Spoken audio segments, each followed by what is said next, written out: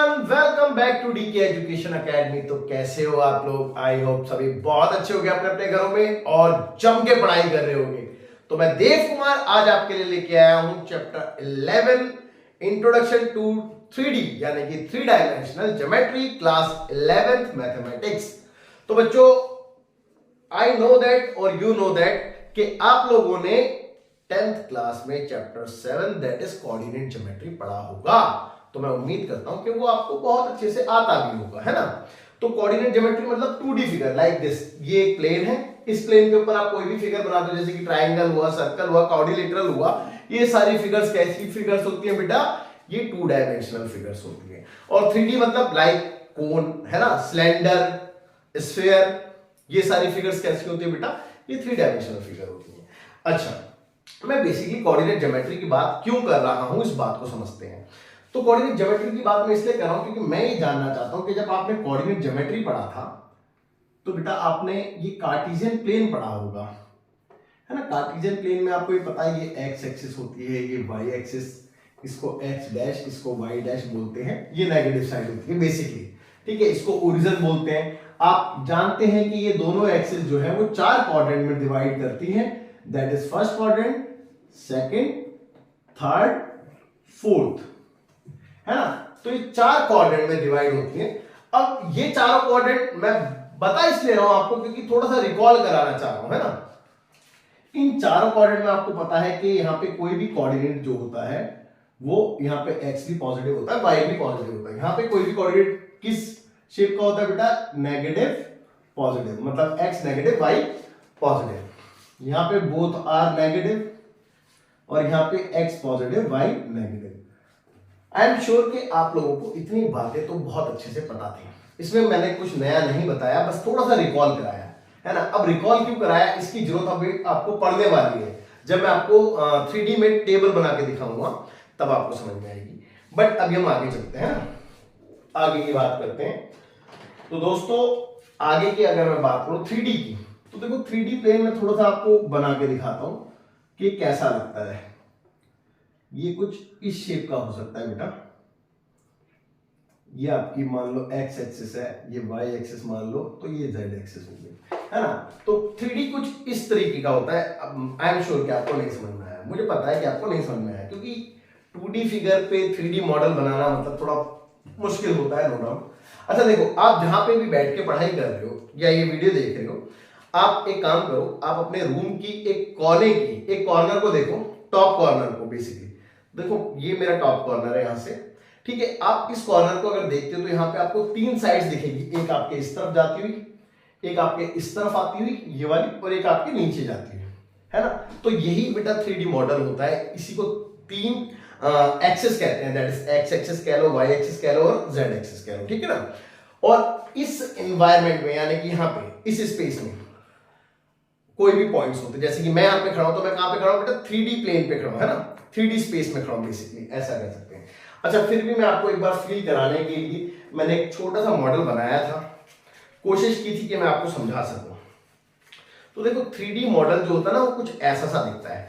यहाँ पे भी आप 3 एक्सिस देख रहे होंगे। देखो, एक ये वाली एक्सिस है, ये है ना, ये पूरी एक फिर ये वाली होगी 2, ठीक है, और एक ये वाली होगी 3, ठीक है। अब आप इसको ध्यान से देखो तो आप देखोगे कि बेटा यहाँ पे इसने क्या किया है, 3 एक्सिस ने इसको 8 पार्ट्स में डिवाइड किया। देखो आपके आप देख सकते हो 1 2 3 और ये पीछे 4। यहाँ पे 4 रूम आपको नजर आ रहे होंगे।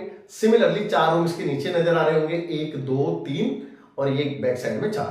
तो ये 4 और 4 8 रूम में इसने इसको डिवाइड किया है। और आप इसको समझना चाहते हो तो दूसरा तरीका वही, आप इस कॉर्नर को देख रहे हो, एक रूम ये हो गया, है ना, एक इस दीवार के पीछे वाला रूम हो गया, एक इस वाली वॉल के साइड बगल वाला रूम हो गया और एक उसके पीछे वाला। तो 4 ये हो गए, 4 ही इसके ऊपर होंगे, तो टोटल 8, है ना। लेकिन यहाँ पे 4 क्या होते थे बेटा? क्वाड्रेंट्स होते थे। लेकिन यहाँ पे क्या होते हैं 3D में ऑक्टेंट होते हैं। क्या होते हैं बेटा? ऑक्टेंट होते हैं, ऑक्टेंट होते हैं। तो ये कितने होते हैं बेटा? टोटल 8 ऑक्टेंट होते हैं, ना, 8 ऑक्टेंट होते हैं। तो अब 8 ऑक्टेंट में जो आपका कोई भी पॉइंट होता है वो कैसे पता चलेगा कि बेटा पॉजिटिव कहाँ पे है, मतलब पॉजिटिव नेगेटिव, मतलब समझ रहे हो ना मैं क्या कहना चाह रहा हूँ कि ये जो आपको यहाँ पे तो समझ में आता था, लेकिन 3D प्लेन पे कैसे पता चलेगा। तो इस चीज को पता लगाते हैं सबसे पहले, फर्स्ट ऑफ ऑल, है ना। तो फर्स्ट ऑफ ऑल इसको पता लगाते हैं। मैं इसको थोड़ा सा रफ कर देता हूँ, थोड़ा सा क्या पूरा ही रफ करना पड़ेगा, फिर पता लगाएंगे, है। ओके, तो जरूरत पड़ेगी तो दोबारा बना लेंगे, कोई इशू नहीं है। ओके, तो आपने बच्चों ये तो देख लिया कि 8 ऑक्टेंट होते हैं, है ना। आई गेस आपको फील हुआ होगा। अब समझते हैं एक टेबल बना के। तो मैं एक टेबल की बात करूंगा बेसिकली। तो इस टेबल में हम समझेंगे। ओके ओके ओके, तो देखो यहां पे आप क्या ले लो बेटा, यहां पे आप x ले लो, यहां पे आप y ले लो, यहां पे आप z ले लो, है। और यहां पे आप ऑक्टेंट ले लो, that is first octant, second octant, this one third,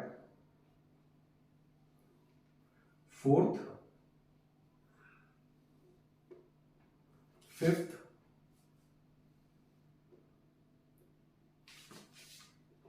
sixth, seventh और लास्ट में 8। ओके, तो ये बेटा 8 ऑक्टेंट होते हैं टोटल, आपको नजर आ रहे हैं। अब समस्या क्या है कि फर्स्ट ऑक्टेंट में एक्स वाई जेड के साइन कैसे होते हैं, प्रॉब्लम ये है ना। तो देखो मैंने अभी आपको कोऑर्डिनेट प्लेन बना के दिखाया था, है ना, कार्टेशियन प्लेन। यहाँ पे मैंने क्या बताया था, दोनों पॉजिटिव होते हैं, यहाँ पे नेगेटिव पॉजिटिव होता था, यहाँ पे नेगेटिव नेगेटिव होता था, यहाँ पे पॉजिटिव नेगेटिव होता था। यहां तक तो आपको कोई इशू नहीं है। अगर आपको ये आता है ना तो ये भी आता है, कोई दिक्कत नहीं होने की आपको। देखो ध्यान देंगे, फर्स्ट इसको आप ऑक्टेंट ना समझ के क्वाड्रेंट समझो। भाई फर्स्ट क्वाड्रेंट में एक्स और वाई क्या होते थे, दोनों पॉजिटिव होते थे, तो यहाँ पे भी पॉजिटिव है, कोई दिक्कत नहीं है। सेकंड में क्या होते थे, नेगेटिव पॉजिटिव होते थे, तो यहाँ पे भी नेगेटिव पॉजिटिव है, कोई दिक्कत नहीं है। थर्ड में दोनों नेगेटिव होते थे, भाई यहाँ पे भी नेगेटिव है। फोर्थ में पॉजिटिव नेगेटिव होते थे, तो यहाँ पे भी पॉजिटिव नेगेटिव है। अब फिफ्थ जो है ना उसको आप समझोगे फर्स्ट है, वो फर्स्ट के इक्विवेलेंट है, तो जो फिफ्थ था वो फर्स्ट बन गया तो पॉजिटिव पॉजिटिव, और जो सिक्स्थ है वो सेकंड बन गया है तो नेगेटिव पॉजिटिव, देन सेवन जो है वो थर्ड बन गया तो नेगेटिव नेगेटिव, और एट जो है वो फोर्थ बन गया है तो फोर्थ क्या है, पॉजिटिव नेगेटिव। तो आई एम श्योर कोई दिक्कत कोई परेशानी नहीं होगी। अब z की बात करते हैं, तो पहले 4 में प्लस लगा दो, अगले 4 में माइनस लगा दो, कंप्लीट टेबल, तो कोई दिक्कत कोई परेशानी नहीं होगी। अब एक आध बेसिक से क्वेश्चंस देखते हैं, है ना, बेसिक से क्वेश्चन। तो देखो जैसे कि मैंने कोई पॉइंट लिया, लेट्स से -2 3 4। अब क्वेश्चन इज दिस कि ये किस ऑक्टेंट में है ना, क्वेश्चन यही तो हो सकता है कि किस ऑक्टेंट में है। तो देखो हमें z से मतलब ही नहीं है, आपको ये आता है ना तो आपको ऑक्टेंट सारे पता है। देखो नेगेटिव पॉजिटिव यानी कि x negative y positive, check कर लो, सेकंड में होता है। अब सेकंड में होता है, अब इसको ध्यान देना, अगर ये z पॉजिटिव है, समझ रहे मेरी बात को, अगर ये z पॉजिटिव है तो इसकी दिक्कत ही मत लेना। आई रिपीट, अगर z पॉजिटिव है तो z की दिक्कत ही मत लेना, आप इसके हिसाब से आंसर दे देना। तो मैंने इसी के हिसाब से आंसर दे दिया। भाई मैंने देखा नेगेटिव पॉजिटिव, तो नेगेटिव पॉजिटिव यानी कि सेकंड ऑक्टेंट में लाई करेगा। ये कहां पे बिलोंग करेगा बेटा, second octant. I am sure आपको बात समझ में आई होगी।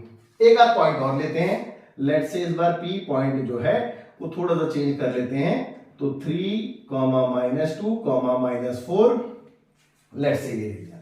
अब ध्यान दो बेटा, ध्यान दो, देखो मैंने बोला ना कि पहले आप इसको देखो, ये कहां पे जा रहा है भाई, 3 और -2, 3 -2 यहां पे जा रहा है, चेक कर लो, तो ये फोर्थ में जा रहा है ना, फोर्थ में जा रहा है। अब देखना z को, मैंने क्या बताया था कि अगर ये पॉजिटिव होता तो ये फोर्थ ही कहलाता, फिर तो z की दिक्कत लेनी ही नहीं है।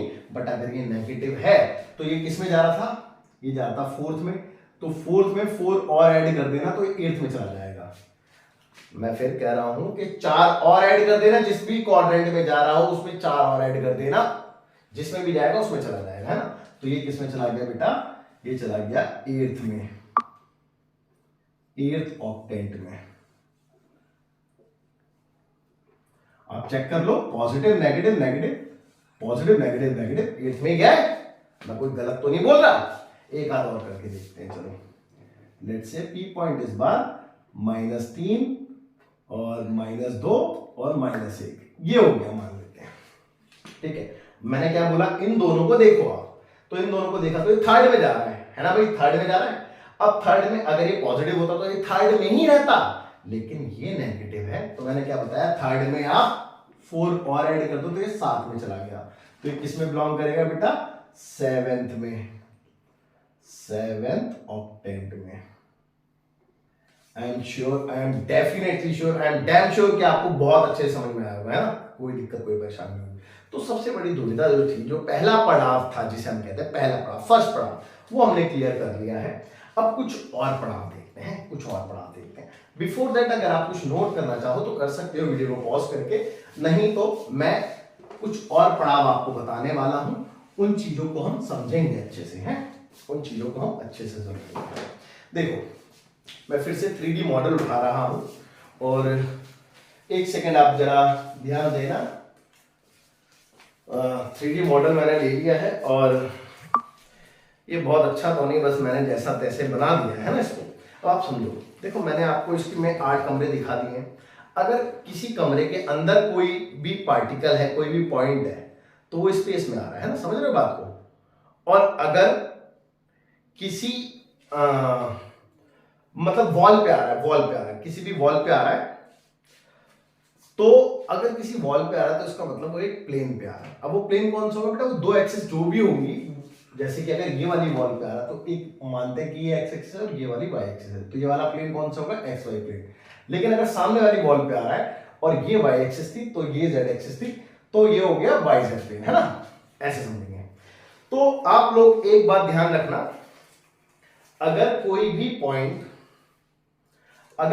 पॉइंट स्पेस में है तो आपने देख लिया, कोई दिक्कत कोई परेशानी नहीं है, फिर तो आप उस हिसाब से उसका आंसर दे देते हो, है ना। लेकिन अगर इन केस कोई पॉइंट, आप ध्यान देंगे, प्लेन पे आता है, मैं फिर कह रहा हूं कि कोई पॉइंट प्लेन पे आता है, तो उसके लिए क्या करना है बेटा, तो उसके लिए मैं यहां पे आपको कुछ चीजें लिखवा रहा हूं।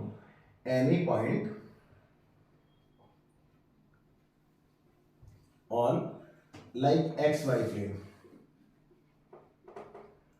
तो कोई भी पॉइंट एक्स वाई प्लेन पे है तो किस शेप का होता है, तो वो इस शेप का होता है, P X comma Y comma 0। मतलब कहने का ये है कि एक्स वाई प्लेन पे z 0 होता है। Similarly any point on Y Z plane, अब भैया वाई जेड प्लेन पे किस शक्ल का होगा, ऑब्वियस सी बात है, वाई जेड पे x 0 हो जाएगा, तो 0 कॉमा वाई कॉमा जेड। अब any point on Z X plane, तो मैं नीचे लिख देता हूं P X comma 0 comma Z. भाई जेड एक्स प्लेन पे वाई 0 होगा, अंडरस्टूड है इतनी बात, कोई दिक्कत नहीं है। अब सिमिलरली जैसे आप देखते थे कार्टेशियन प्लेन पे भी देखते थे आप कि अगर कोई पॉइंट एक्स एक्सिस पे होता तो वाई 0 होता था, वाई एक्सिस पे एक्स 0 होता था, तो यहां पे भी तो ऐसे ही होता है ना बेटा। तो any point on x axis, भाई कोई पॉइंट अगर एक्स एक्सिस पे आ गया तो कैसा होगा बेटा, तो पी पॉइंट ऐसा होगा कि x, 0, यानी कि बाकी के तो 0 होंगे। Similarly any point on y axis, तो बेटा y एक्सिस में क्या होगा, x और z 0 होंगे, तो 0, y, 0। Similarly and same way any point on z axis, तो भैया यहाँ पे x और y दोनों 0 होंगे, है ना, तो 0, 0, z। I am sure, I am definitely sure कि आपको इतनी बात बहुत बहुत बहुत अच्छे से समझ में आई होगी। तो बच्चों इसके बाद 2 बेसिक से एग्जाम्पल है एनसीईआरटी में, है ना। तो जो बेसिक से एग्जाम्पल है मैं एक बार आपको थोड़ा सा दिखा देता हूँ। एक्चुअली मेरे पे ना पुरानी वाली बुक है, तो मेरे पे नई वाली बुक नहीं है, तो मेरे को पेज नंबर वगैरह अपडेट नहीं है। तो मेरी जो पुरानी वाली बुक है उसमें ये चैप्टर नंबर 12 है, है ना। और आपकी जो नई वाली बुक है ना, जो डिलीटेड पोर्शन के बाद है, उसमें ये चैप्टर नंबर 11 होगा, है ना। ओके, बट मैं फिर भी इसमें से थोड़ा सा आपको बता देता हूं कि उसमें है क्या। तो बहुत बेसिक सा है, और दो बेसिक से क्वेश्चंस में आपने एक में क्या कहते हैं, एक फिगर दे रखी है और आपको पी पॉइंट दिया, उसके कॉरस्पॉन्डिंग आपने एफ पॉइंट बताना है, तो बिल्कुल सिमिलरली आप बता देंगे। लेकिन अगर आप अपने सामने फिगर को देख सकते हैं और उसमें आप देख रहे होंगे कि वो कौन से प्लेन पे क्या बेटा, वो एक्सजेड प्लेन पे गया, तो एक्सजेड प्लेन पे डेफिनेटली y 0 होता है। और क्योंकि p के एक मिरर इमेज है, p की मिरर इमेज है, तो डेफिनेटली बेटा इसमें x और z की वैल्यू सेम रहने वाली, तो पॉइंट के आगे अपना 205। और दूसरा अगर एग्जांपल देख रहे हैं तो वो तो बिल्कुल सिमिलर यही हो गया भाई, ऑक्टेंट पूछ लिए हैं, तो मेरे हिसाब से मेरे को ये बताने की जरूरत तो नहीं है, ऑक्टेंट आप खुद से बताएंगे। इसके बाद आपकी एक्सरसाइज 11.1 बचती है, वो भी आप, मैं श्योर हूं इस बात को लेके कि वो आप ट्राई जरूर करेंगे और आपसे डेफिनेटली वो एक्सरसाइज हो जाएगी, है ना। तो बच्चों अब समय हो चुका है आपसे अलविदा कहने का। मैं आपसे बस रिक्वेस्ट करूंगा कि आप एक्सरसाइज का सॉल्यूशन जरूर से जरूर करें, है ना। तो चलो now bye bye, take care, जय हिंद, मिलते हैं आपसे अगली क्लास।